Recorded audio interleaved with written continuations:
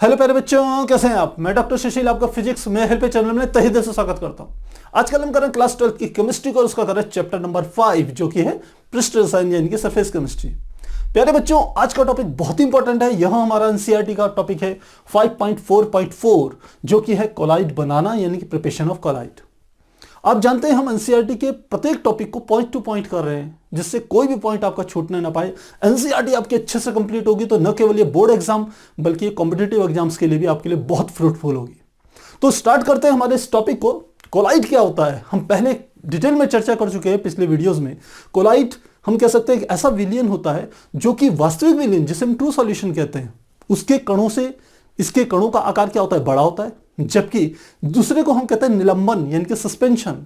इस प्रकार के विलियन के कणों से कोलाइड के कणों का आकार क्या होता है, छोटा होता है।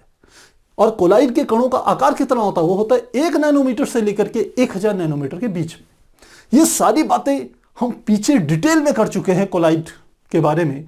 आज केवल हमने स्टडी करनी है कि कोलाइड बनेगा कैसे, किस प्रकार से कोलाइडी विलियनों को तैयार किया जाता है। आपको ध्यान हो, वहां हमने 2 प्रकार के कोलाइडी विलियनों पर चर्चा करी थी।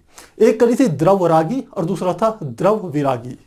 ध्यान दीजिएगा, एक था हमारे पास द्रवरागी और दूसरा हमारे पास था द्रव विरागी। द्रवरागी का अर्थ क्या था, जिसमें हम कह सकते हैं परिक्षेपण माध्यम तथा परिक्षेप्य अवस्था या प्रावस्था, यह दोनों आसानी से एक दूसरे में घुल मिल जाते हैं। हमने बताया था कोलाइडी विलयन बनाने के लिए, जैसे एक विलयन बनाने के लिए आपको विलायक और विलेय की आवश्यकता होती है, ठीक इसी प्रकार से कोलाइडी विलयन बनाने के लिए हमें जिस विलायक की आवश्यकता होती है उसे यहां पर नाम देते हैं परिक्षेपण माध्यम, जिसे इंग्लिश में कहा जाता है डिस्पर्सन मीडियम। और दूसरा जो हमारा विलेय होता है, जिसको हम विलयन में विलेय कहते हैं, उसको यहां पर कहा जाता है परिक्षेप्य प्रावस्था या परिक्षेप्य अवस्था।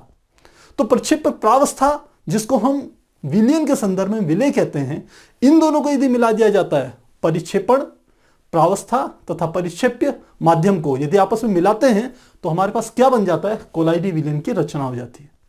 अब द्रवरागी कौन से होते हैं, जब परिक्षेपण माध्यम तथा परिक्षेप्य प्रावस्था के बीच में क्या हो, अटैचमेंट हो, उस कणों के बीच में फोर्स ऑफ अट्रैक्शन हो, तो वो आसानी से तैयार हो जाता है ऐसा विलयन, और उसको हम कहते हैं द्रवरागी। बनाने का तरीका क्या, आप परिक्षेपण प्रावस्था, परिक्षेपण माध्यम तथा परिक्षेप्य प्रावस्था दोनों चीजों को लीजिए, यानी कि विलेय और विलायक को लीजिए, आपस में मिलाइए, थोड़ा सा हिलाइए, आपका कोलाइडी विलयन तैयार हो जाएगा। पर दूसरा प्रकार का जो है द्रव विरागी, जिसमें कोलाइडी कणों यानी कि जिसे हम कहते हैं परिक्षेप्य प्रावस्था तथा परिक्षेपण माध्यम के कणों के बीच में, अणुओं के बीच में कोई आकर्षण बल नहीं लगता। तो हमने कहा था ऐसे कोलाइडी विलयनों को बनाने के लिए एक विशेष विधियों का इस्तेमाल किया जाता है। उन्हीं विधियों की यहां पर चर्चा होनी है। तो पहले आपको यह बात दिमाग में रख लेनी है कि यदि द्रवरागी कोलाइडी विलयन बना रहे हो तो कुछ नहीं करना है, परिक्षेप्य प्रावस्था को लीजिए, परिक्षेपण माध्यम को लीजिए, दोनों को मिक्स कर दीजिए, थोड़ा सा हिलाइए, आराम से आपका कोलाइडी विलयन तैयार हो जाएगा। अब मेहनत किस चीज के लिए करनी है कि जो द्रव विरागी कोलाइडी विलयन होते हैं उनको कैसे बनाया जाए। तो ये पूरी चर्चा कोलाइड बनाने की, ये जो हमारी चर्चा होगी वह द्रव विरागी कोलाइडी विलयन बनाने पर ही केंद्रित होगी। तो मुझे लग रहा है इतनी बात समझ में आ गई होगी। तो यहां पर अब आपको समझना है हम क्या लिख रहे हैं कि द्रव विरागी कोलाइड विलयन बनाने के लिए निम्न विधियों का प्रयोग किया जाता है।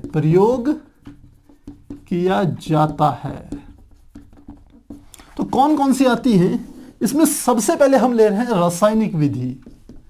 ये जो हमारी फर्स्ट में आ गई, इसे कहते हैं रासायनिक विधि। अब आप समझ गए होंगे, यदि हम किसी कोलाइडी विलयन का निर्माण रासायनिक विधि से कर रहे हैं, रासायनिक मतलब दो या दो से अधिक तत्वों को आपस में मिला करके रासायनिक अभिक्रियाओं के द्वारा यदि कोलाइडी विलयन का निर्माण कर रहे हैं तो उस विधि को हम कहते हैं रासायनिक विधि। और रासायनिक विधि में भी हम अलग अलग प्रकारों का इस्तेमाल करेंगे। इसमें हम कहते हैं मुख्य रूप से हमारे 4 होते हैं। सबसे पहला जो हमारा होता है उसको हम नाम देते हैं द्विक फर्स्ट में हमारा होता है द्विक अपचयन। द्विक अपचयन, अपचयन भी क्या, अपघटन कहते हैं इसे, अपघटन, द्विक अपघटन। द्विक अपघटन कौन सी विधि है? यानी कि हम दो कह सकते हैं कंपाउंड ले रहे हैं और दोनों का क्या हो जाए, अपघटन हो जाए, और दोनों के अपघटन से हमारे पास क्या मिल जाए, सॉल मिल जाए।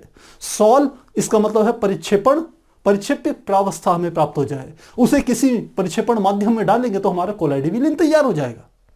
इसकी पूरी प्रोसेस को हम देखेंगे। तो इसके लिए जो हमारा एग्जाम्पल आता है वह हमारा आता है आर्सेनिक AS2O3, यानी कि आर्सेनिक ट्राई ऑक्साइड कहा जाता है इसे।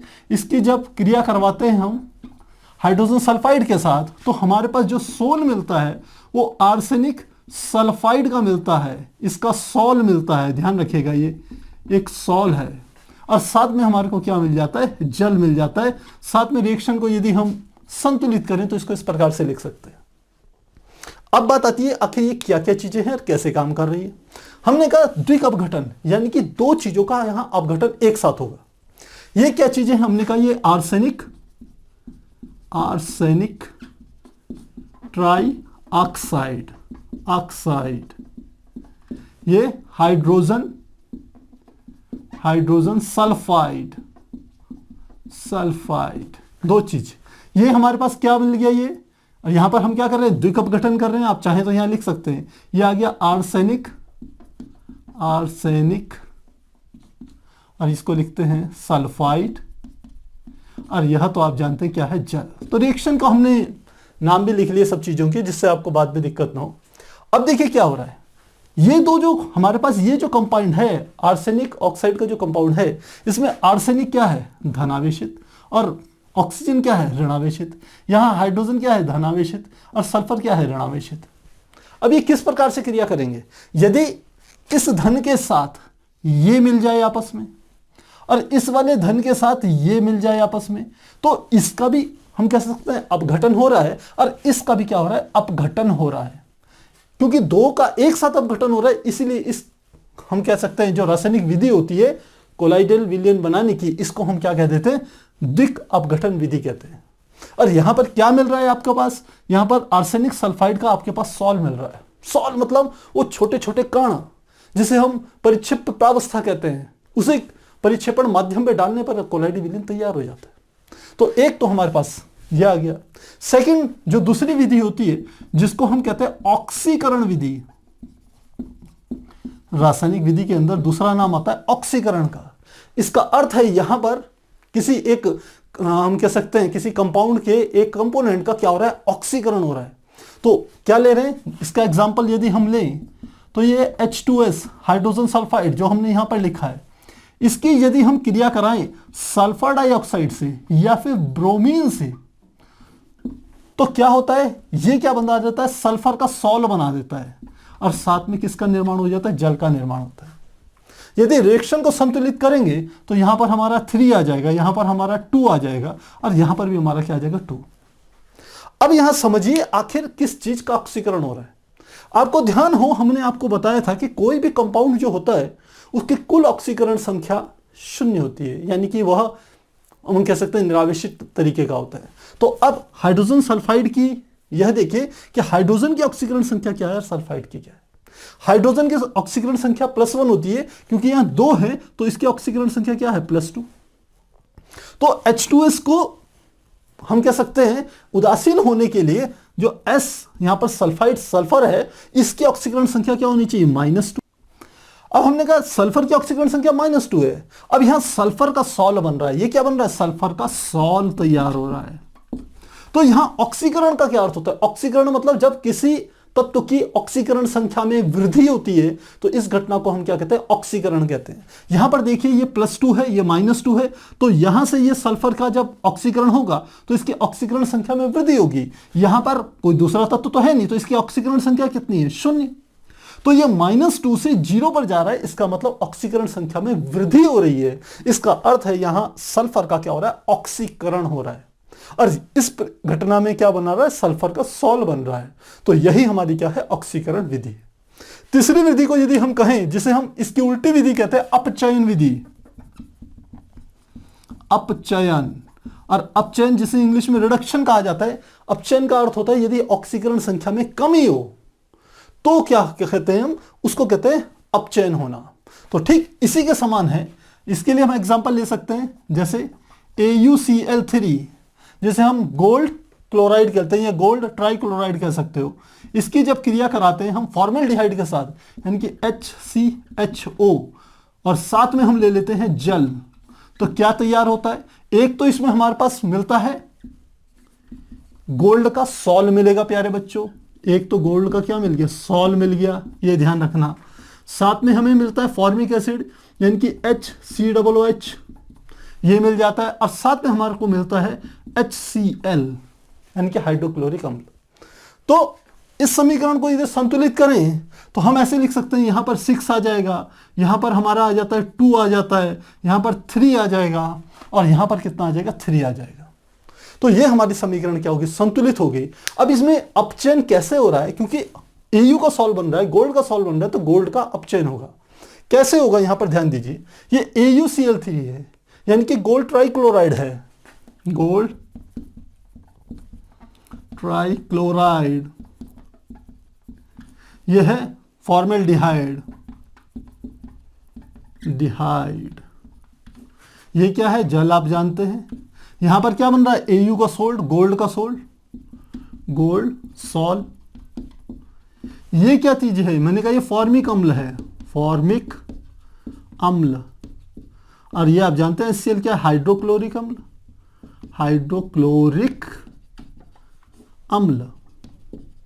तो ये हमने इसके नीचे ये लिख दिया। अब समझिए अपचयन किसका हो रहा है, यहां Au का अपचयन हो रहा है। कैसे हो रहा है, यहां पर ध्यान दीजिए, यहां Cl3 है, क्लोरीन की जो वैलेंसी होती है वो -1 होती है, तो इसका अर्थ है इसकी जो संयोजकता या ऑक्सीकरण संख्या कहेंगे वो कितनी होगी, -3।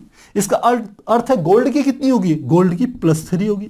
तो Au की ऑक्सीकरण संख्या है +3। जब ये फॉर्मेल्डिहाइड्स के साथ क्रिया करके फॉर्मिक अम्ल और हाइड्रोक्लोरिक अम्ल बनाता है तो साथ में हमने कहा Au को सॉल मिलता है, किसके द्वारा, अपचयन के द्वारा। क्योंकि यहाँ Au की कोई इसके साथ कोई दूसरा तत्व तो नहीं है, तो इसलिए इसकी हम कह सकते हैं ऑक्सीकरण संख्या क्या है, 0। अब देखिए ऑक्सीकरण संख्या Au की पहले कितनी थी, +3 थी, वो घट करके कितनी हो गई, 0 हो गई। इसलिए कहा गया है कि यहां पर क्या हो रहा है, अपचयन हो रहा है। तो अपचयन के द्वारा, रासायनिक अभिक्रिया में अपचयन के द्वारा किसका निर्माण हो रहा है, गोल्ड सॉल का निर्माण हो रहा है, जो कि मिलकर के क्या बनाएगा, एक कोलाइडी सॉल्यूशन बनाएगा। अब चौथा, इसके बाद यदि अगला भी लिखें, अगले को मैं थोड़ा सा यहां पर लिख रहा हूं, जो चौथा प्रकार है उसको हम कहते हैं जल अपघटन। इसका अर्थ है हमें क्या करना नहीं है, जल से क्रिया करानी है। एग्जाम्पल ले रहे हैं जो कि हमारा है फेरिक क्लोराइड FeCl3 कि जब जल के साथ क्रिया करके जल अपघटन कराते हैं, जल अपघटन, तो हमें एक तो FeOH यानी कि फेरिक हाइड्रोक्साइड का सॉल मिल जाता है, और साथ में मिलता है 3HCl। क्या क्या चीजें हैं, ये हमारे पास है फेरिक क्लोराइड, ये आ गया जल, इसका जल अपघटन करा तो क्या बन गया, आयरन हाइड्रोक्साइड भी कह सकते हैं, और इसे फेरिक हाइड्रोक्साइड भी कह सकते हैं, हाइड्रोक्साइड। और साथ में हमारे पास क्या हो गया, हाइड्रोक्लोरिक अम्ल, हाइड्रोक्लोरिक अम्ल। जल में ये गैसीय अवस्था में हो तो हम कह सकते हैं ये हाइड्रोक्लोरिक अम्ल होगा, अदरवाइज इसको हाइड्रोजन क्लोराइड भी कहा जा सकता है।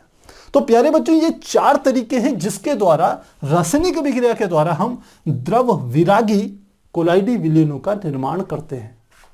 काफी इंपॉर्टेंट चीज है, आप ध्यान रखिएगा, ये आगे भी आपके काम आनी है।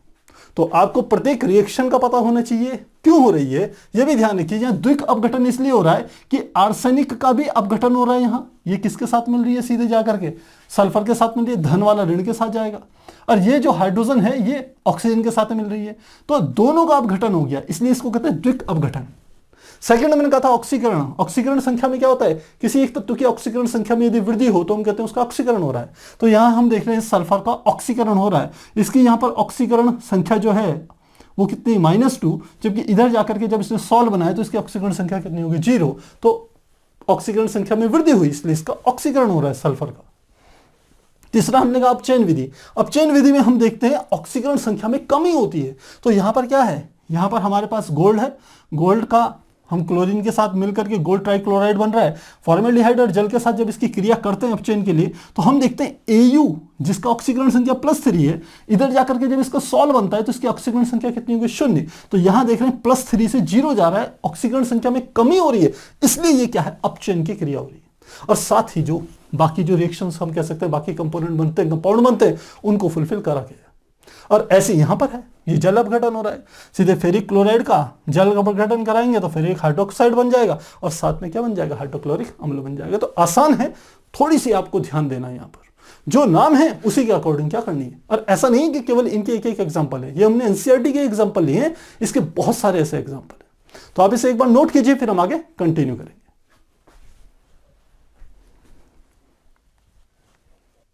तो प्यारे बच्चों, कोलाइड बनाने की पहली विधि जो कि हमारी रासायनिक विधि थी, जिसके अंतर्गत हमने 4 प्रकारों का वर्णन किया, जिसमें द्विक अपघटन था, फिर ऑक्सीकरण था, अपचयन था तथा जल अपघटन था। इस पे हमने चर्चा कर ली कि इन विधियों से किस प्रकार से कोलाइडी विलयन का निर्माण किया जाता है।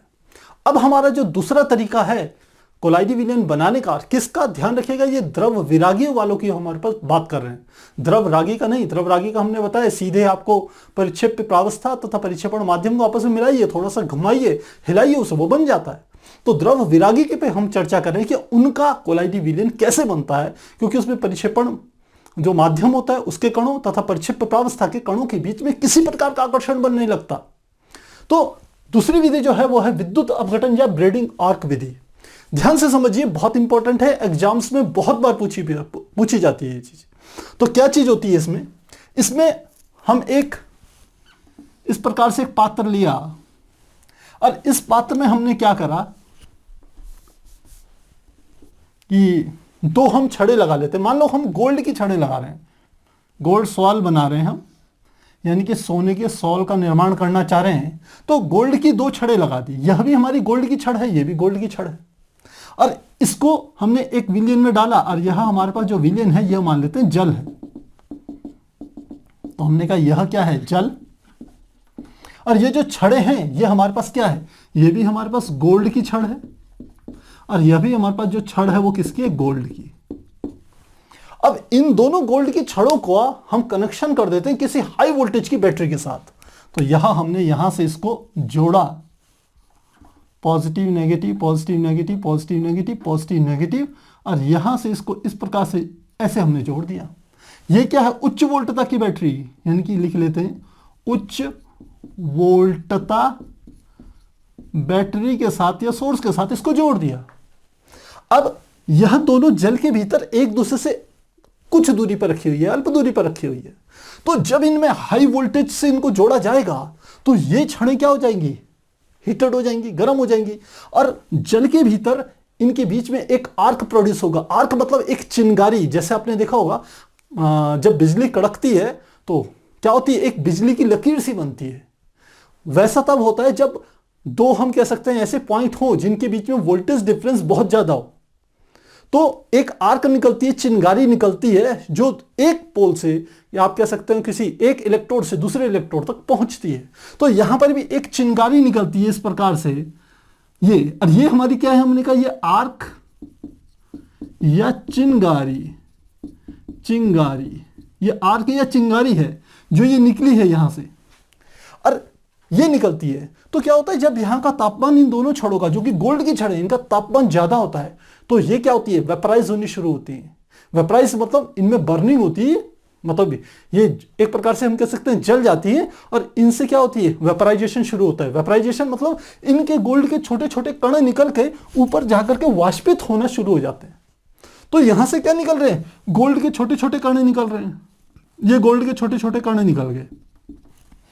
अब ये क्या होंगे, वेपराइज हो जाएंगे, ऊपर जाके वाष्पित हो जाएंगे।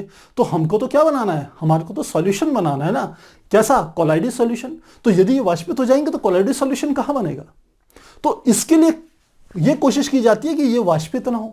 तो ऐसा करने के लिए कि इन छड़ों से जो दोनों गोल्ड की छड़ें हैं, एक को आप एनोड कह सकते हैं, एक को कैथोड कह सकते हैं, ऐसा भी कह सकते हैं। तो इन दोनों छड़ों से जो हम कह सकते हैं गोल्ड के छोटे छोटे कण निकल रहे हैं, इसके ज्यादा गर्म होने के कारण वो वेपराइज ना हो जाएं, इसलिए इस वाले पात्र के चारों तरफ हम क्या कर देते हैं, आइस से भरा हुआ, जल से भरा हुआ एक पात्र जोड़ देते हैं। ये हमारे पास क्या है, यह बर्फ है। इस वाले में ये क्या चीज है, बर्फ है, बर्फ। अब ये बर्फ क्या करेगी, जो ये गोल्ड के छोटे छोटे पार्टिकल ऊपर जाकर के वेपराइज होने वाले थे, ये बर्फ उनको क्या करेगी, वेपराइज होने से रोक देगी। तो आपको इंस्ट्रूमेंट समझ में आ गया होगा। सबसे पहले हमने एक पात्र लिया, उसमें थोड़ा जल डाल दिया, उसमें दो छड़ें डाल दी, जो कि हमने कहा दोनों गोल्ड की छड़ें हैं। इन दोनों गोल्ड की छड़ों को एक उच्च वोल्टता की बैटरी से जोड़ दिया। जब सिस्टम ऑन हुआ तो हम कह सकते हैं कि ये दोनों गोल्ड की छड़ें क्या हो गई, हीटेड हो गई, बहुत अधिक गर्म हो गई। और इनके बीच में एक हम कह सकते हैं, जब हाई वोल्टेज थी तो बीच में एक आर्क प्रोड्यूस हुई, और इससे क्या हो गया, ये दोनों छड़ें बहुत गर्म हो गई। गर्म होने से इनसे क्या हो गए, गोल्ड के छोटे छोटे पार्टिकल्स बाहर निकलने शुरू हो गए और उनका वाष्पीकरण होना शुरू हो गया। तो गोल्ड के कणों का वाष्पीकरण ना हो, इसके लिए हमने नीचे क्या लगा देते हैं, एक बर्फ से भरा हुआ एक टब लगा देते हैं। तो बर्फ क्या कर देता है, इन कणों को वाष्पित होने से रोक देता है, और ये क्या होता है, धीरे धीरे नीचे आते हैं। तो ये एक क्या बन रहा है, कोलाइडी सॉल्यूशन बन रहा है। पर यहां पर एक समस्या आती है बच्चों, कि यह कण वाष्पित होने से तो बच गए, लेकिन ये छोटे छोटे कण जो होते हैं, ये आपस में मिलकर के एक बड़े कण का निर्माण करने की कोशिश करते हैं। और यदि ऐसा हो गया तो यह कण क्या हो जाएंगे, सीधे नीचे जाकर के तली पर इकट्ठे हो जाएंगे, तो कोलाइडी विलयन नहीं बनेगा। तो इस चीज से बचने के लिए हम एक काम और करते हैं, और ये जो हमारा जलीय विलयन होता है, इसमें एक वैद्युत अपघट्य डाल देते हैं। तो इसमें थोड़ा सा हम क्या कर देते हैं, प्लस वैद्युत अपघट्य, अल्प मात्रा में वैद्युत अपघट्य मिला देते हैं। कुछ भी हो सकता है, मान लेते हैं हम KOH ले रहे हैं। अब आप सोचिए KOH से होगा क्या, KOH जैसे इस जलीय विलयन में जाएगा, इसमें K धनायन में और OH ऋण आयन में टूट जाएगा। अब ये जो छोटे छोटे कण थे, इन कणों की एक प्रवृत्ति होगी कि ये धनायन या ऋण आयन, इन दोनों में से किसी भी एक आयन को अपने पृष्ठ पर क्या करेंगे, अधिशोषित करेंगे, अपने पृष्ठ की तरफ अट्रैक्ट करेंगे। ये इनकी प्रवृत्ति पर डिपेंड है। तो ये क्या करते हैं, OH आयन को अपने पृष्ठ पर इकट्ठा कर लेते हैं। अब ये ऐसे नहीं बनते, ये प्रोसेस नहीं होता। तो जब KOH मिलाएंगे तो ये जो आयन था, ये अपने चारों तरफ क्या होते हैं, ऋण आयन को अपने चारों तरफ इकट्ठा कर लेते हैं। ये ऐसे हो गया, ये वाला ऐसे हो गया, ये ऐसे अपने चारों तरफ इन्होंने ऋण आयन को इकट्ठा कर लिया। अब आप सोच रहे होंगे सर इससे क्या होगा, देखो इससे ये होगा कि एक ये हमारे पास हमने कहा ऐसा एक कण था, इसके चारों तरफ यदि ऋण आयन इकट्ठे हो गए, ऐसा ही एक दूसरा कण था, इसके भी चारों तरफ ये OH आयन इकट्ठे हो गए ऋण आयन के रूप में।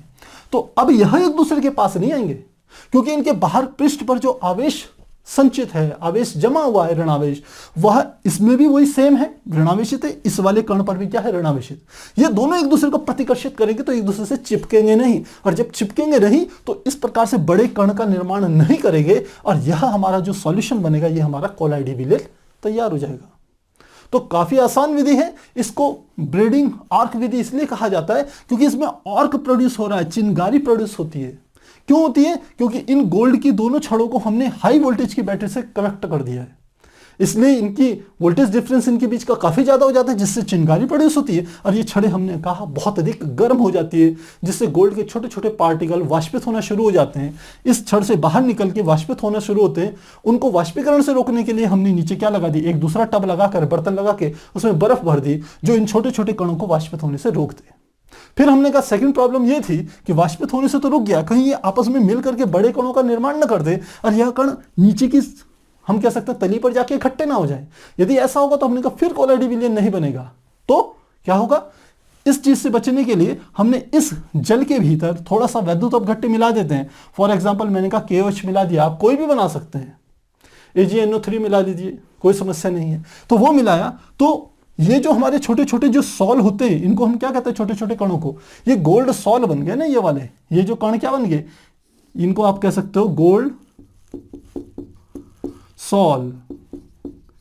ये गोल्ड सॉल के ऊपर ये क्या कर देते हैं, एक परत जमा कर देते हैं, धनावेश या ऋणावेश इनके पृष्ठ पर आकर के संचित हो जाते हैं और यह समान आवेश के होने के कारण आपस में जुड़ करके बड़े कणों का निर्माण नहीं करते और कोलाइडी विलयन तैयार हो जाता है। तो काफी आसान विधि है, काफी बार पूछी जाती है एग्जाम्स में, आपको एक एक पॉइंट क्लियर होना जरूरी है। अगला चलते हैं, जो तीसरी विधि है उसे कहते हैं पेप्टन। पेप्टन। अब पेप्टन विधि क्या है?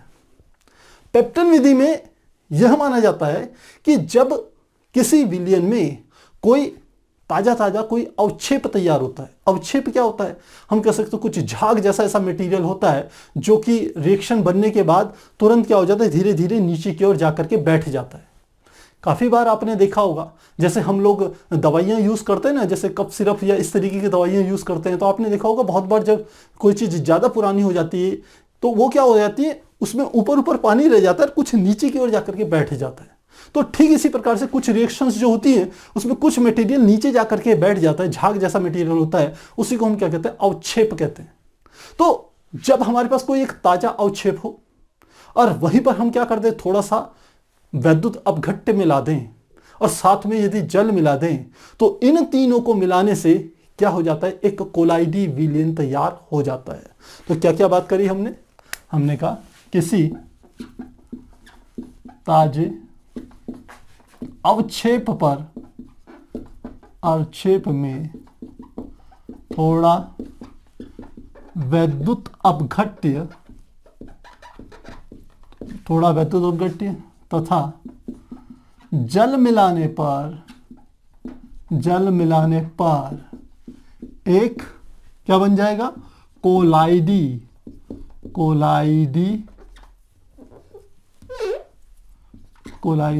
विलयन तैयार हो जाता है।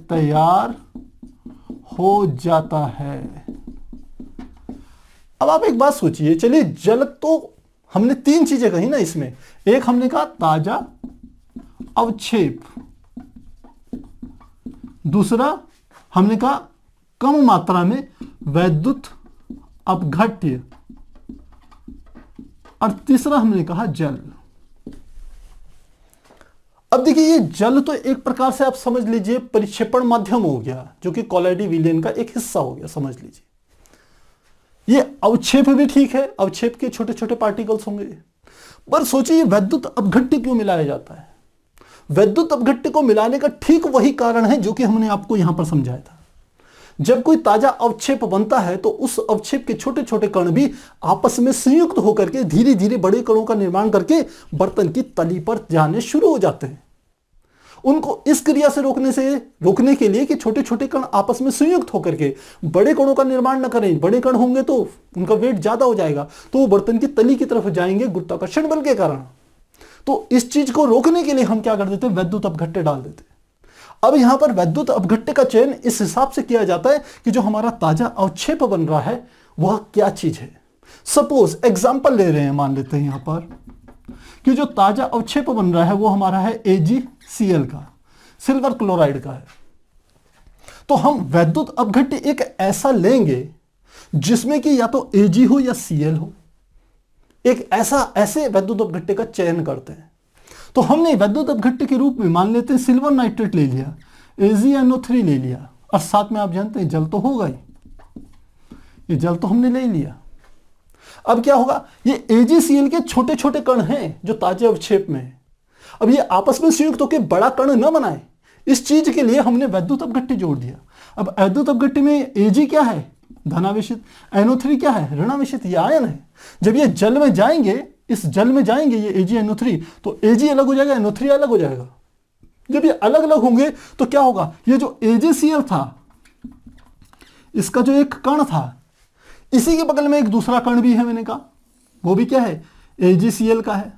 ये दोनों आपस में संयुक्त न हो जाएं, ये आपस में, क्योंकि अवक्षेप है इसको नीचे डायरेक्शन से दिखा देते हैं, तो हमने कहा ये आपस में संयुक्त न हो जाए कण और बड़े कण का निर्माण न करें, इसलिए हमने कहा AgNO3 डाल दिया।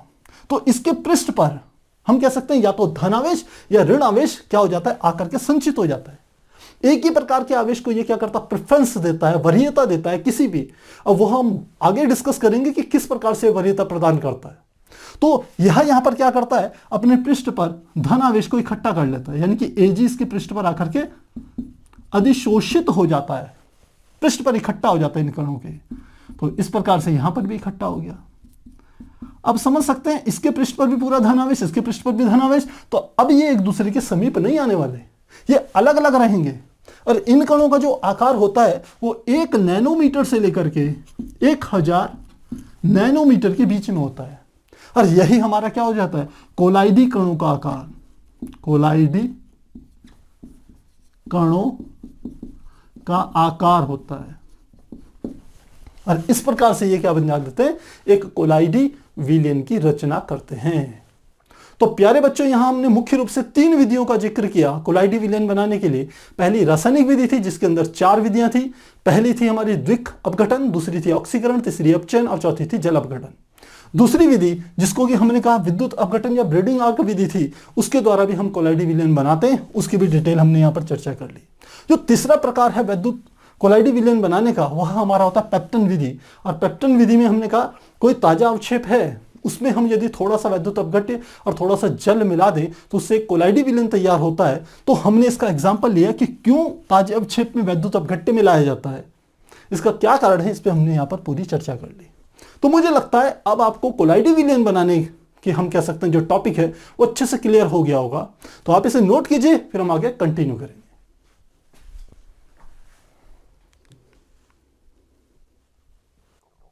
प्यारे बच्चों, अब हमारा जो अगला टॉपिक एनसीईआरटी का है वह है 5.4.5 और यह हमारा है कोलाइडी विलयनों का शुद्धिकरण, यानी कि प्यूरिफिकेशन ऑफ कोलाइडल सॉल्यूशन।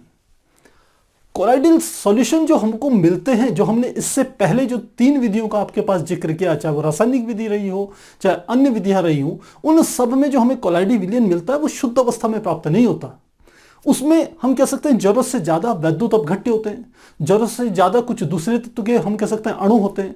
तो उनको कोलाइडी विलयन से एक हम कह सकते हैं आवश्यक मात्रा तक कम करने के लिए जिन विधियों का इस्तेमाल किया जाता है उसी को हम कहते हैं कोलाइडी विलयनों के शुद्धिकरण की विधि। तो कोलाइडी विलयनों के शुद्धिकरण की विधि वह विधि है जिसमें किसी कोलाइडी विलयन से आवश्यकता से अधिक उपस्थित कोलाइडी विलयन में जो वैद्युत अपघट्य के कण हैं अथवा आप कह सकते हैं जो अन्य अवांछित अणु हैं उनको बाहर निकालने की जो विधि है वही हमारी यह विधि है। अब इसके लिए जो विधियों का इस्तेमाल किया जाता है कोलाइडी विलयन को शुद्धिकरण के लिए वो मुख्य रूप से 3 विधियां होती हैं, जिसमें पहली विधि को हम कहते हैं अपोहन, जिसे इंग्लिश में कहते हैं डायलिसिस।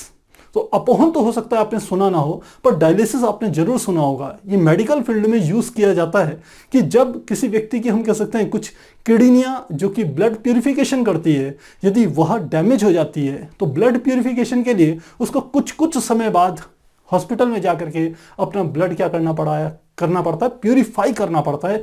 उसको हम डायलिसिस कहते हैं, काफी फेमस ये वर्ड है मेडिकल फील्ड में। तो फिलहाल शुरू करते हैं अपोहन विधि। पहली विधि जो है इसे हम कहते हैं अपोहन विधि,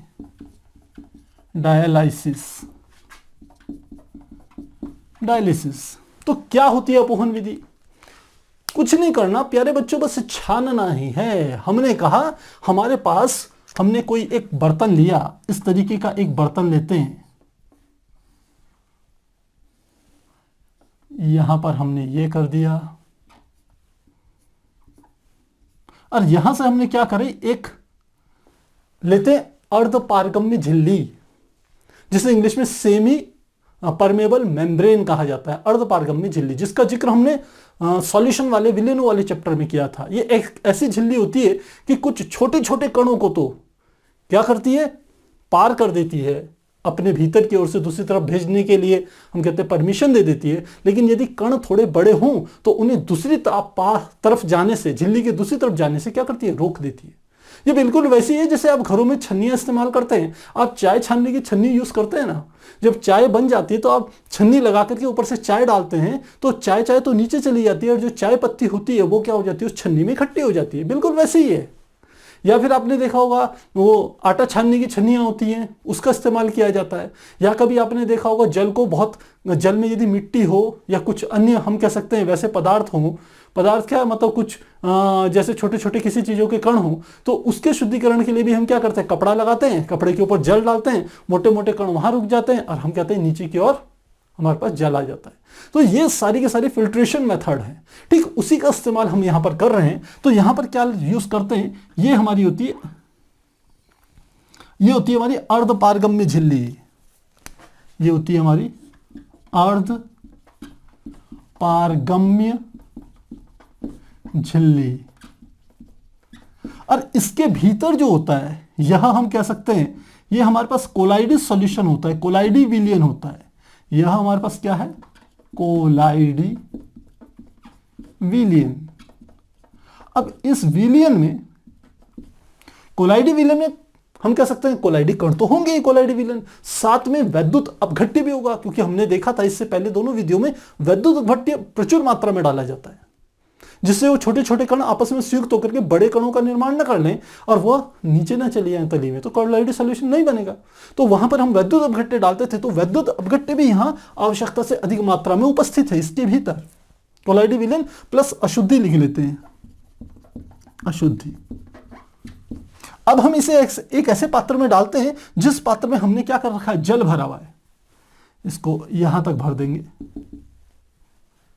ये हमने क्या कर दिया, यहां पर जल हो दिया, जल भरा हुआ है।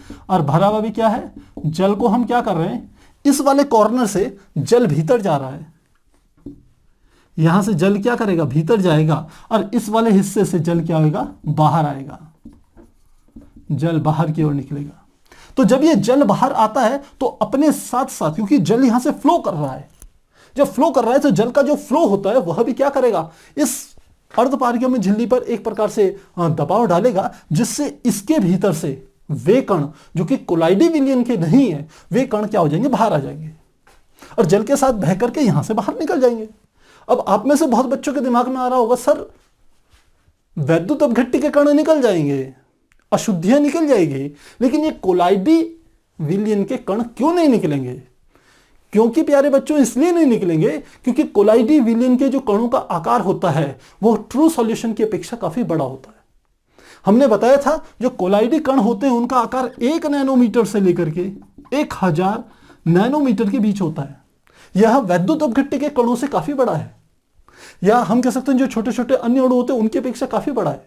तो ये अर्धपारगम्य झिल्ली कोलाइडी कण जिनका आकार बड़ा है, जैसे वही मैंने अभी आपको बताया चाय छानने की छन्नी है, वह चाय को तो दूसरी पार निकाल देती है, लेकिन जो चाय पत्ती होती है उसके कणों को रोक देती है। तो ठीक वही यहां पर हो रहा है। तो ये क्या करिए, बाकी अणुओं को और वैद्युत अपघट्य को तो इसने पार निकाल दिया, झिल्ली की दूसरी तरफ भेज दिया, लेकिन कोलाइडी विलियन को इसी के अंदर संजोए रखा, उसको इस झिल्ली के पार नहीं निकलने दिया। तो इस तरीके से हमें शुद्ध कोलाइडी विलियन प्राप्त हो जाता है। और इस विधि को हम क्या कहते हैं, अपोहन विधि कहते हैं, डायलिसिस मेथड कहते हैं। काफी आसान है, आपको अच्छे से समझ में आ गया होगा। दूसरी जो विधि होती है, सेकंड जो होती है, उसे कहते हैं विद्युत अपघटन विधि। विद्युत अपघटन क्या, विद्युत अपोहन विधि।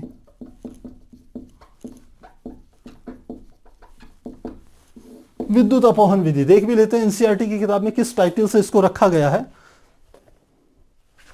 इसको इन्होंने नाम दिया है, हाँ, वैद्युत अपोहन विधि। विद्युत या वैद्युत अपोहन विधि सही है। और विद्युत अपोहन विधि क्या है, सेम यही चीज है प्यारे बच्चों, कुछ अंतर नहीं है, सेम यही डायग्राम है। बस अंतर क्या आ गया, अंतर यह आ गया कि इस प्रोसेस में, यह प्रोसेस क्योंकि धीरे धीरे होता है, इस प्रोसेस में हम कह सकते हैं इस अर्धपारगम्य झिल्ली के अंदर के वैद्युत अपघट्य के कण और अन्य छोटे छोटे अणु धीरे धीरे इस झिल्ली से बाहर आते हैं। अब बहुत बार इंडस्ट्री में हमें चाहिए होता है कि काम तेजी से हो, तो उस काम को तेजी से करने के लिए कि यदि इस अर्धपारगम्य झिल्ली के अंदर वैद्युत अपघट्य बहुत ताय हो, बहुत ज्यादा हो, और आप चाह रहे हो वैद्युत अपघट्य जल्दी से, वैद्युत अपघट्य के कण जल्दी से झिल्ली से बाहर निकल जाएं, शुद्ध कोलाइडी विलियन मिल जाए, तो उसके लिए हम विद्युत अपोहन विधि का इस्तेमाल करते हैं। ये कब करते हैं, ध्यान रखिएगा इस बात का कि जब अशुद्ध कोलाइडी विलयन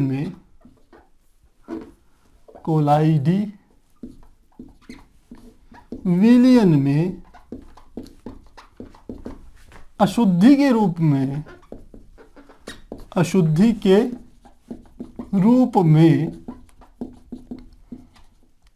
बहुताय क्या हो, वैद्युत अपघट्य हो। अब वैद्युत अपघट्य होगा तो आप जानते हैं वो आवेशों के रूप में होगा, आयनों के रूप में होगा। तो यदि आप इसी वाले मेथड में, यहीं पर हम क्या कर रहे हैं, दो इलेक्ट्रोड लगा दिए, एक यहां पर एक ये इलेक्ट्रोड लगा दिया, मान लेते हैं ये वाला इलेक्ट्रोड क्या है हमारा धनावेशित, और एक इधर की ओर मैंने एक इलेक्ट्रोड लगा दिया, ये वाला इलेक्ट्रोड हमारा क्या है ऋणावेशित, ये धनावेशित है ये ऋणावेशित। अब क्या होगा, इलेक्ट्रोड लगा करके जब इनको कनेक्शन जोड़ेंगे तो जो हमारे इसके भीतर वैद्युत अपघट्य होंगे वो तो झिल्ली के आर पार आ सकते हैं ना। तो जब यह धनावेशित होगा तो इस झिल्ली के अंदर, अर्धपारगम्य झिल्ली के अंदर जो कोलाइडी विलयन में वैद्युत अपघट्य के ऋण आयन हैं वो सारे के सारे इस धन प्लेट की तरफ क्या हो जाएंगे, आकर्षित हो जाएंगे। तो वो तेजी से आएंगे, उसमें फोर्स लगेगा तो जल्दी से वो बाहर निकल के इस पे चिपक जाएंगे। ठीक इसी प्रकार से इस वाले जो माइनस वाला हमारे जो कह सकते हैं जो प्लेट है, इस पर इस अर्धपारगम्य झिल्ली के भीतर कोलाइडी विलयन में जो धन आयन होंगे वो जल्दी से इससे निकल करके इस पर क्या हो जाएंगे, अट्रैक्ट हो जाएंगे, चिपक जाएंगे। तो अपोहन तो हो रहा है लेकिन उसमें हमने एक एडिशनल चीज जोड़ दी, उसमें हमने क्या लगा दी, दो इलेक्ट्रोड भी लगा दिए। और इस प्रकार से जो अपोहन को तेजी से हम करते हैं इस विधि को कहते हैं विद्युत अपोहन विधि। तो काफी आसान है, सारा प्रोसेस पहले की तरह है, बस वैद्युत अपघट्य को तेजी से निकालने के लिए हमने क्या कर दिया, दो इलेक्ट्रोड लगा दिए, एक धन और एक ऋण, जो कि धन वाला ऋण आयनों को अपनी ओर खींचेगा जो कि अर्धपारगम्य झिल्ली में कोलाइडी विलयन में उपस्थित है। और इसी प्रकार से इसमें जो हम कह सकते हैं धन आयन होंगे वह इधर की ओर इकट्ठे हो जाएंगे। काफी आसान है। तीसरी विधि जो हमारी होती है जिसको हम कहते हैं अल्ट्रा फिल्ट्रेशन विधि, और इसको कहा जाता है अति सूक्ष्म निस्यंदन या छनन भी कहते हैं। छनन मतलब छानना, और इसे इंग्लिश में कहते हैं अल्ट्रा फिल्ट्रेशन, यानी कि छानने की विधि को हम और मॉडिफाई कर रहे हैं। जब हम किसी कोलाइडी विलयन को यदि एक बाजार में आने वाले सीधे जो ब्लॉटिंग पेपर होता है यदि उसमें से पास करेंगे तो ब्लॉटिंग पेपर के जो छिद्र होते हैं वो काफी बड़े बड़े होते हैं। यदि मैं इस प्रकार से एक ब्लॉटिंग पेपर बना दूं तो इस ब्लॉटिंग पेपर के हमने कहा ये छिद्र काफी बड़े बड़े हैं, इतने बड़े बड़े छिद्र हैं। इसमें यदि आपने कोलाइडी विलयन डाला प्यारे बच्चों तो इस छिद्र से वैद्युत अपघट्य के कण, अवांछित अणु और साथ में कोलाइडी विलयन भी यहां से निकल करके दूसरी पार चले जाएगा। जो बिल्कुल वैसे ही है कि आपके पास वो चाय छानने की छन्नी तो है लेकिन उसमें मोटे मोटे छेद हो रखे हैं। तो क्या होगा, जब आप चाय छानने की कोशिश करोगे तो चाय तो दूसरी तरफ जाएगी, साथ ही छोटे छोटे चाय पत्ती के कण भी दूसरी तरफ निकल जाएंगे, यानी कि छनन का काम प्रॉपर्ली नहीं हो रहा है। तो इस समस्या से बचने के लिए हमारे पास ये जो ब्लॉटिंग पेपर होते हैं इसके छिद्रों को हम चाहते हैं थोड़े से छोटे हो जाएं, थोड़े से सूक्ष्म हो जाएं। तो इसके लिए हम क्या करते हैं, इसके ऊपर एक जिलेटिन आता है, उस जिलेटिन का लेप कर देते हैं। तो इसके ऊपर हमने क्या कर देते हैं, प्लस कर देते हैं जिलेटिन का लेप चढ़ा देते हैं, और प्लस ये थोड़ा सा कठोर हो जाए, सॉलिड हो जाए, गिला गिला ना रहे, तो साथ में हम जोड़ देते हैं इसमें फॉर्मेल्डिहाइड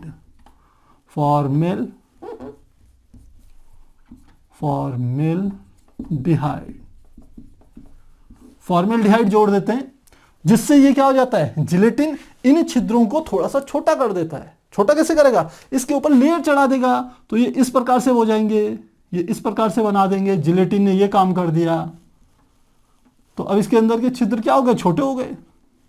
अब छोटे होने से क्या होगा बच्चों, छोटे होने से एक फायदा यह होगा कि अब वैद्युत अपघट्य के कण और हम कह सकते हैं अन्य अणु तो पास हो जाएंगे, लेकिन जो कोलाइडी विलयन के जो अणु हैं वह रुक जाएंगे, क्योंकि हमने कहा था उनका आकार क्या होता है, बड़ा होता है।